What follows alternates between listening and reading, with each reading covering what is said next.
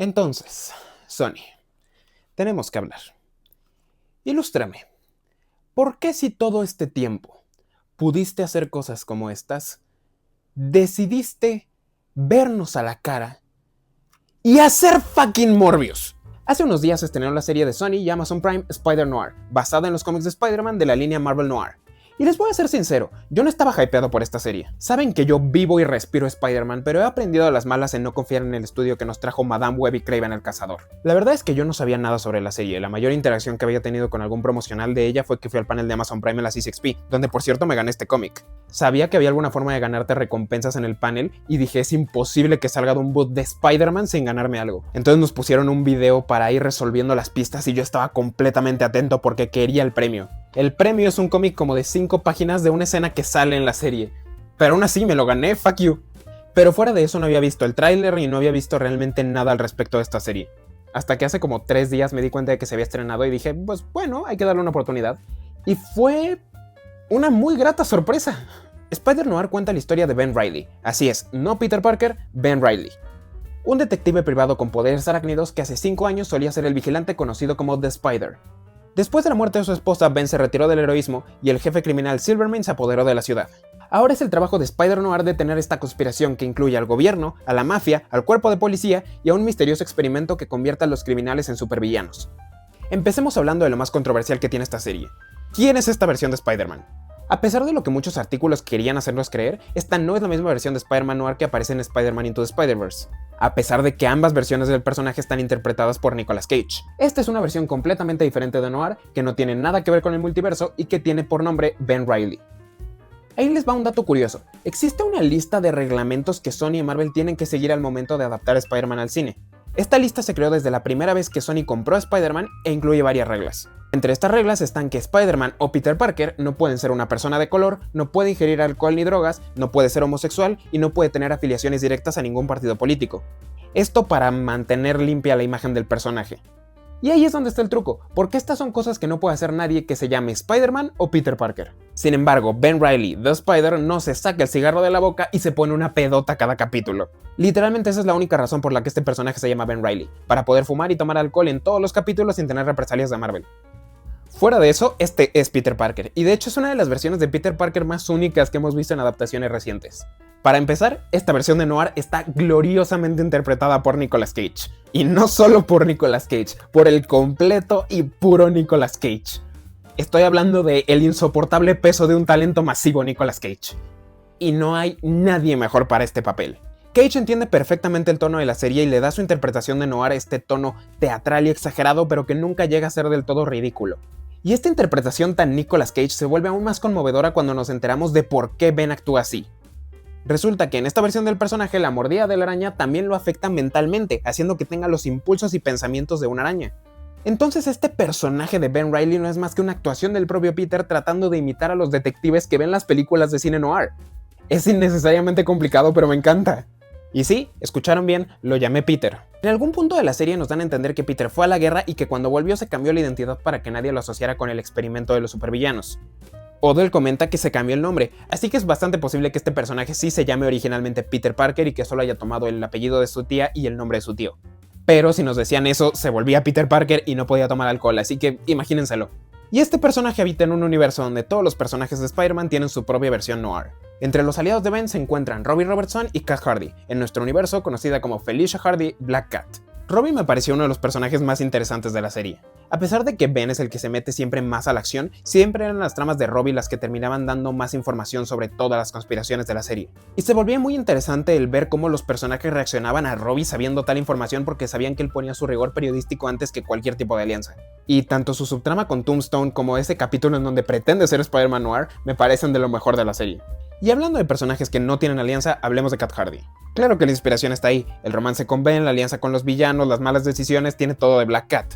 pero realmente sigue los mismos clichés de estos personajes femeninos de película noir y no tiene mucho que ver con el personaje de los cómics. Lo cual me pareció muy extraño porque realmente todos los personajes aquí están claramente influenciados por los tropos del cine noir, pero también tienen bastantes elementos de los personajes en los que están inspirados de la Tierra 616. Me encantó la construcción que tiene esta serie para el mundo de Marvel Noir. A pesar de que claramente no pueden utilizar a los personajes de Marvel Noir porque esta serie es de Sony y no de Marvel, todos los cambios y adaptaciones que hacen para los personajes de Spider-Man me parecen bastante acertados. En esta serie se nos comenta que Ben es un veterano de guerra que fue a liberar a prisioneros en Francia. En este campamento, científicos alemanes estaban experimentando con los prisioneros de guerra para desarrollar supersoldados, mayormente mezclando su ADN con el de plantas y animales. La mayoría de los prisioneros terminaron muriendo, pero entre los que quedaron vivos de los experimentos tenemos a Spider-Noir, Electro, Sandman y Tombstone. Y la adaptación que tienen todos estos personajes al mundo noir me parece increíble. Durante toda la serie cumple un papel bastante importante de ser esta especie de triángulo amoroso entre Cat Hardy y Ben,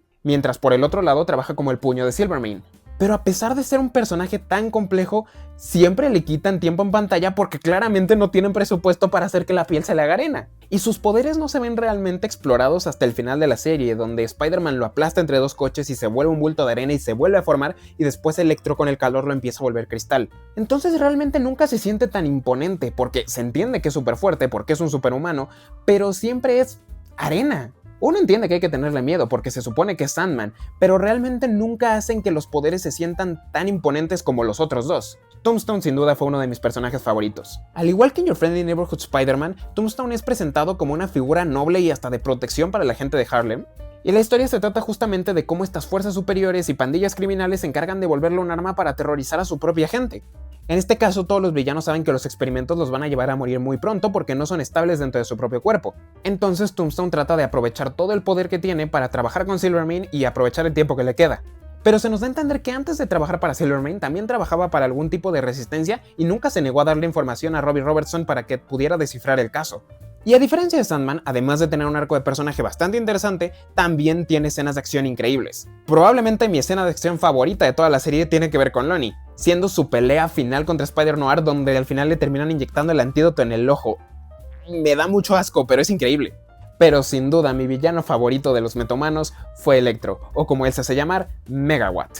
Y su personalidad teatral y como todo el tiempo está recitando poesía para intimidar a la gente me parece bastante carismático. Y sin duda no solo aporta un gran villano final para tener una batalla en el último capítulo, sino también una trama bastante interesante sobre el cómo cambian los sistemas de poder en las pandillas criminales una vez que estás en un mundo con superpoderes. Pero sin duda el villano principal de la serie, y el que nos va a causar problemas durante toda la temporada, es Silvermane. Aquí sí necesito su ayuda. No estoy seguro de quién se supone que es este señor. Al principio, como vi que era un jefe mafioso asociado con el color plateado, pensé que él era Tombstone, pero después el verdadero Tombstone apareció, y siento que por el contexto de la serie este tendría que ser el Duende, pero no lo es. Me da la impresión de que solo es un jefe criminal genérico que a lo mejor hasta tenía que ser Kingpin y no pudieron por derechos, pero no quisiera saltar a conclusiones porque realmente Marvel Noir no es una línea con la que esté muy familiarizado. Si un personaje llamado Silvermane de verdad existe o está inspirado en algún personaje que no se me ocurre ahora mismo, por favor déjenme en los comentarios porque estoy perdido. Y hablando de eso, Silvermane está bien, supongo. Sin duda es de los personajes menos interesantes de la serie. No me malentiendan, siempre es interesante saber lo que pasa en las escenas con Silvermane porque es el que lleva los hilos de todos los personajes y el que siempre está planeando algo y que todos trabajan para él, pero realmente él como personaje es bastante unidimensional. Es un mafioso que tiene a todo el mundo comprado y que quiere más poder. Realmente no es hasta el último capítulo donde empiezan a desarrollar más sus motivaciones y que nos comenta esto de tener una mente de apostador y cómo realmente hace todo esto más por el juego de manipular a las personas más que por el poder. Pero otra vez, esto es hasta el último capítulo, cuando ya estamos 7 capítulos huyendo de él, la verdad es que no es un personaje con el que me haya encariñado bastante. Y sí, entiendo que todos estos tropos genéricos que tiene Silvermane son parte de la referencia de la serie al cine noir, pero me parece que si ya iban a introducir todas estas complejidades sobre la mente del apostador, hubiera estado bien que lo hicieran en capítulos anteriores para que tuviéramos más tiempo de entender a quien se supone que es el gran villano. Realmente todas las escenas donde aparece Silvermane solo se vuelven interesantes por las interacciones entre los personajes que no son él. Y su muerte, a pesar de ser satisfactoria para la historia de Cat Hardy, realmente se siente bastante vacía. Fue un villano insignificante que murió de forma insignificante. Aunque como ya lo mencioné, Silvermane nos trajo algo muy bueno a esta serie y eso es el misterio. Realmente el misterio no es algo muy enrevesado ni complejo, es bastante simple. aunque eso sí no lo tomaría tanto como un defecto, sino más bien una referencia a las películas de cine noir, pero lo disfruté bastante. Todas estas cosas como Ben usando el hecho de que Silverman marca sus billetes para incriminar a su compañero, o la llamada entre Ben y Spider-Noir, son bastante interesantes y se sienten bastante entretenidas. Y todo este arco a la mitad de la temporada sobre los experimentos para crear superpoderes son bastante interesantes y ayudan mucho a construir este universo. Aunque sí me pareció un poco raro cómo hicieron tanto énfasis en que uno de los experimentados tenía ADN de escorpión y cómo claramente Lizard apareció en la pelea de los policías, pero nunca hicieron una especie de 6 siniestros noir. Pero sin duda lo mejor y lo que más emoción le daba a este misterio era la relación entre Ben y Cat Hardy. A pesar de que por muchos momentos Ben Reilly y Cat Hardy son bastante diferentes a los tradicionales Peter Parker y Felicia Hardy, su dinámica es exactamente lo que imaginaba. Tienen este tipo de juego, barra coqueteo, barra amenazas, barra violencia que me encanta. Y en particular Nicolas Cage siempre comunica perfectamente este sentimiento de Peter Parker de entre deseo, pero culpa, pero remordimiento, pero pena, pero no sé. Disfruté bastante todas sus escenas, cómo se manipulaban el uno al otro, pero al mismo tiempo se trataban de ayudar, pero evidentemente acaba con Cat Hardy traicionándolo. Y eso es una cosa que me parece rara. Desde que se empezó a establecer este triángulo amoroso entre Sandman, Spider-Man y Cat Hardy, sabía que Spider-Man y Cat Hardy no iban a terminar juntos. Pero me parece una decisión un poco curiosa el que acaben directamente en malos términos. Sobre todo considerando que todo el arco de Spider-Man en esta serie se trata de cómo él no quiere aceptarse como un héroe, pero toda la comunidad lo trata de convencer de que eso es lo que era. Yo pensé que iba a acabar con Spider-Noir perdonando a Cat Hardy o algo así, pero no, literalmente sus últimas palabras son vete al infierno, Ben. Pero pues, ¿qué les digo, gente? Les presento a Black Cat. Pero ahora sí, hablemos de lo mejor que tiene la serie, y eso es Spider-Man Noir. Ya lo dije, la interpretación de Nicolas Cage es perfecta, pero el cómo está escrito esta versión de Peter, o Ben Reilly, es bastante extraño. Me siento conflictuado porque sin duda puedo decir que esta es una versión de Spider-Noir bastante fiel al cómic, pero es fiel a Peter Parker, no a Spider-Man Noir. La serie empieza con un Noir que lleva retirado 5 años y que ha decidido pasar por debajo del radar durante todo ese tiempo, rechazando cualquier tipo de caso que lo involucre con la policía o con la mafia. Y gran parte del arco de Ben se trata de él autoasumiéndose como un cobarde por no querer involucrarse en estos casos, y con él entendiendo que un gran poder conlleva una gran responsabilidad. Esto a mí me parece una representación bastante buena de lo que es Spider-Man. Muchas personas lo olvidan porque es mucho más fácil pensar en Spider-Man como esta figura que siempre hace el bien sin mirar a quién porque es lo que está bien en su corazón. Pero realmente Peter es un personaje que está lleno de miedos y lleno de inseguridades y que realmente no le gustaría ser un superhéroe y salvar al mundo. Peter es el tipo de personaje que si fuera por él dejaría de ayudar a la gente y dejaría de ser un superhéroe. El problema es que nunca es por él. Son los valores de Peter y las enseñanzas del tío Ben lo que lo hacen no sucumbir a este egoísmo y siempre seguir para ayudar a las personas. Y ese es prácticamente el arco por el que pasa Noir en esta serie. Hasta el último capítulo él está convencido de que no es un superhéroe y que no está ayudando a nadie. Y durante toda la serie se pregunta el por qué hace esto, por qué es The Spider. Él se trata de autoconvencer de que es por la fama o por la adrenalina, pero no es hasta el final de la serie que sus amigos y la propia ciudad lo convence de que no, lo haces porque es lo correcto, porque sabes que es lo correcto, porque eres un héroe. Y eso me parece un arco increíble para Peter. Pero no para Noir. Noir en los cómics es sin duda el Spider-Man más antisistemas y más radical que existe, incluso más que Spider-Punk. Empecemos con esto, el tío Ben en Noir no se muere porque es un buen samaritano que intenta detener un robo, se muere porque es un socialista y el gobierno lo manda a matar. Ambos tíos de Noir son abiertamente socialistas y lo crían bajo la enseñanza de que todos los partidos políticos son corruptos y que la única forma en la que el pueblo puede ser libre es derrocando a la clase política. Y yo entiendo que claramente eso no podía estar en una serie de Amazon, ni siquiera The Voice se atrevió a tanto. Pero el directamente voltear ese concepto y hacer que este Peter sea básicamente un Spider-Man inseguro que no sepa por qué causa pelea, me parece un poco extraño. Otra vez, la historia funciona de maravilla, pero no puedo evitar pensar el por qué decidimos contar esta historia con este Spider-Man. Aunque estoy dispuesto a dejar esto de lado porque por fin estamos contando historias de Spider-Mans con Spider-Mans. Oh, por Dios, Sony, ¿qué tanto te costaba descifrar que la gente quería ver a Spider-Man y no a fucking Morbius? Yo soy de la ferviente creencia de que esta serie no es más que una respuesta directa al bullying financiero que le hicieron a Kraven el Cazador, y me gustaría pensar que este es el inicio de Sony tratando de usar la IP de Spider-Man de formas más originales y más arriesgadas. Si esta serie es exitosa, me encantaría ver que expandan la franquicia de Spider-Man de formas inesperadas como estas, tal vez un anime de Penny Parker, o la serie cancelada de Silk, tal vez cortos de estilo Looney Tunes de Spider-Ham. Una película animada en stop motion sobre el Lego Spider-Man sería brillante. Y me encantaría que todas ellas siguieran el ejemplo de Noir en la adaptación que tienen a su medio. Porque esta no es solo una historia de Spider-Man con detectives un poco más oscura y adaptada en los años 30. Esta serie está tanto narrativa como estéticamente inspirada fuertemente en el cine noir de los años 30. Y estos homenajes se sienten bastante naturales y bastante bien estudiados. Hasta tal punto de que hubo un momento en la serie donde se me había olvidado que Nicolas Cage podía disparar telarañas de sus manos. A diferencia de muchas cosas que le he criticado al MCU en su momento, esta serie entendió la tarea. Tenía que ser una serie noir primero y una serie de superhéroes después. Y me encantaría ver ese nivel de pasión y de cuidado expandido en toda la franquicia de Spider-Man. Pero hablando de toda la pasión y el cuidado y los homenajes que tiene esta serie, me encantaría cerrar este video con el que es probablemente mi mayor problema sobre Spider-Noir. ¿A quién se le ocurrió que era buena idea que esta serie se pudiera ver a color? Unas pocas horas antes de que se estrenara la serie hablaba con un amigo sobre la posibilidad de que el grabar la serie a color afectara el cómo se viera en blanco y negro. Ahí les va un pequeño dato de trivia. Para los primeros 2 capítulos de WandaVision pintaron a Paul Bettany de azul, porque el color natural rojo de Vision se veía bastante raro una vez que lo ponías en blanco y negro.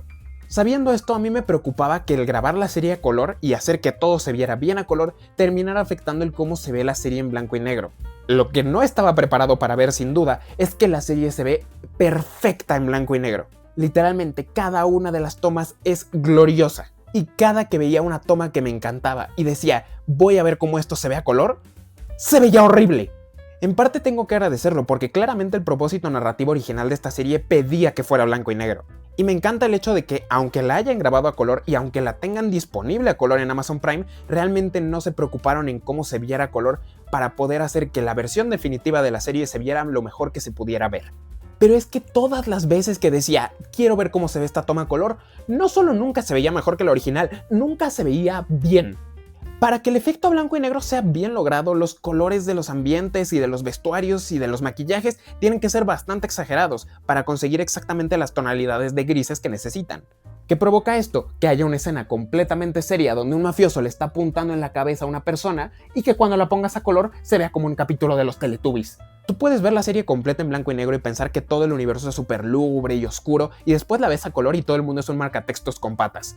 Y yo sé lo que me van a decir, es una queja muy estúpida, yo lo sé, porque la serie está en blanco y negro y se puede disfrutar en blanco y negro y claramente está hecha para disfrutarse en blanco y negro. Si ya tienes una versión buena de la serie, ¿por qué te estás quejando de que la otra no lo es tanto? Pero es que ese es exactamente mi punto, si no es bueno, ¿para qué lo haces? Se ha comentado en muchas entrevistas que esto fue idea de Nicolas Cage, que dijo que a lo mejor las audiencias más jóvenes no estaban dispuestas a ver una serie entera en blanco y negro y les daban la opción de verla a color para poder adaptarse al tipo de historias que se contaban y tal vez volverla a ver en blanco y negro e incluso darle oportunidad al cine noir de los años 30. A mucha gente le pareció ridículo ese comentario, pero a mí no tanto, siento que tiene un punto y que al menos una persona seguramente sí hizo esa transición de solo ver cine de Marvel a ahora ver cine noir. El problema es que, de nuevo, la serie a color no se ve bien. Me parece incluso que tener la oportunidad de ver la serie a color es incluso más alienante para esa audiencia. Porque me parece que si tú entras con la idea de no quería ver esta serie, pero es Spider-Man y ahora se puede ver a color, entonces le voy a dar una oportunidad, y te encuentras con una trama de noir que prácticamente no tiene nada que ver con los superhéroes de los cómics y que además no se ve bien, va a ser incluso más decepcionante. Después de ver la serie estoy bastante convencido de que la mejor idea era sacarla solo en blanco y negro y dejar esta supuesta versión a color como un detrás de escenas, un dato de trivia o fotos de revistas o algo así. Porque genuinamente puede que sí esté exagerando, pero siento que es algo que le quita puntos a la serie. Y que incluso va un poco en contra de lo arriesgado que es este proyecto por naturaleza. ¿Cuándo te imaginarías que Sony, la empresa que preferiría sacar una película de Morbius o de Kraven el Cazador, iba a sacar una serie de 8 capítulos de cine noir protagonizada por Nicolas Cage, donde apenas hay superhéroes? Sin duda es un paso en la dirección correcta para mover la IP de Spider-Man, pero me preocupa bastante el hecho de que incluso después de darlo trataron de retroceder. Pero al final yo no puedo hacer más que hablar maravillas de esta serie, no solo porque de verdad me gustó, pero también porque me parece que este tipo de riesgos son los que es necesario tomar para mantener vivo el género de superhéroes y sobre todo a uno que amo tanto como es Spider-Man. Pero ¿a ti te gustó Spider-Noir? No te olvides de decirme en los comentarios, darle like, suscribirte y seguirme en todas mis redes. ¡Nos vemos! ¡Adiós!